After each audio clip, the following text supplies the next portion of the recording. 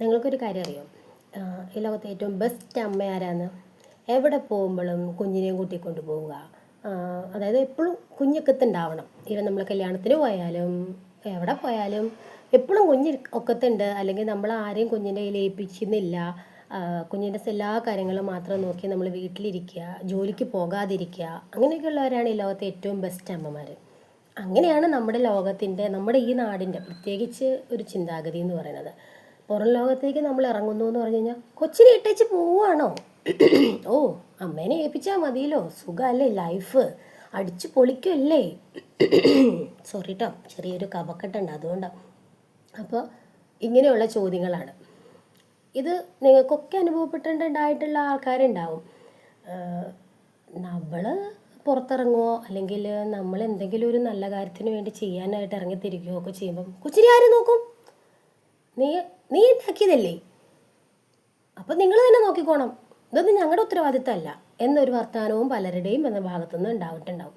അപ്പോൾ ഇതൊക്കെ ഫേസ് ചെയ്തും തരണം ചെയ്തുമാണ് ഓരോ സ്ത്രീകളും മുന്നോട്ട് ജീവിക്കുന്നത്. അതിൻ്റെ പേരിൽ ഇപ്പോഴും വീട്ടിൽ തടയ്ക്കപ്പെട്ട് കിടക്കുന്നവരും ഒരുപാട് പേരുണ്ടാവും കേട്ടോ. പക്ഷെ നമ്മുടെ ജീവിതത്തിൽ നമ്മൾ ഇതിലൊക്കെ ഫൈറ്റ് ചെയ്ത് നിൽക്കുക എന്നുള്ളതാണ് നമുക്ക് ചെയ്യാൻ പറ്റുന്നത്. വീട്ടിലിരുന്നാണെങ്കിലും നമുക്ക് ചെയ്യാൻ പറ്റുന്ന കാര്യങ്ങൾ നേടുക. അതിനുവേണ്ടി നമുക്ക് എന്താണോ നമ്മുടെ കാര്യങ്ങൾ നമുക്ക് നേടാൻ പറ്റുന്നത് അതിൽ നേടുക. കുഞ്ഞുങ്ങളുടെ കാര്യങ്ങൾ ഒരു സൈഡിൽ നമ്മൾ തീർച്ചയായിട്ടും നോക്കണം. കുഞ്ഞുങ്ങളെ നമ്മൾ മാറ്റി നിർത്തണം എന്നല്ല ഞാൻ പറഞ്ഞതിൻ്റെ അർത്ഥം.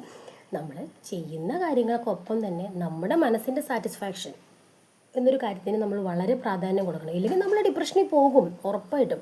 കാരണം ഞാനൊന്നും ആയി തീർന്നില്ല, എൻ്റെ ജീവിതം കൊണ്ട് പ്രത്യേകിച്ച് കാര്യമൊന്നും ഉണ്ടായില്ല എന്നൊരു ചിന്ത വരുന്നത് എപ്പോഴാണോ അപ്പം മുതൽ നമ്മൾ ഫെയിലിയറാണ്.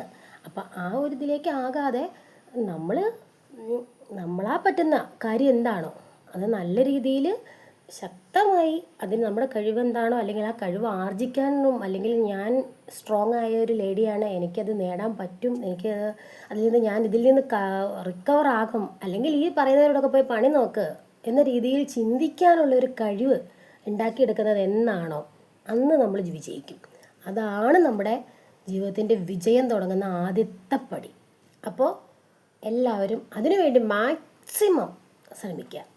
അതാണ് എനിക്ക് എല്ലാവരോടും പറയാനുള്ളത്.